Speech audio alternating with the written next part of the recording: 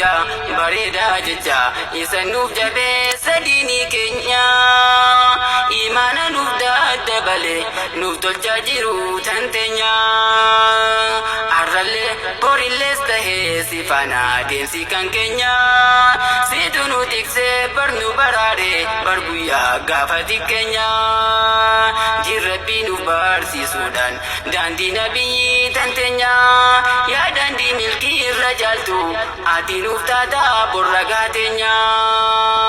yaa jecha rabbii kalaamaa dhugaa ati bar dhugaan daawwitii keenya nusi keessatti of daawwanne teemna nu daandii nageenya nusi keessatti of daawwanne teemna nu daandii nageenya ati nuuf dhugaan daawwitii kan keessatti of daawwannu isa keessatti of ilaalle kan diiniidhaan jabaannu walladdiinis yoo argamte kan sanii murtee godhannu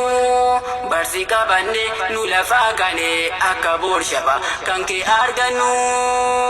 si qabanna nun si kakkarana hanga lubbuudhaan dachirra yaanu meenuuf dhaabbadhu shafanuuf tahi guyyaa jabduusan gaafa qiyyaama meenuuf dhaabbadhu shafanuuf tahi guyyaa jabduusan gaafa qiyyaama.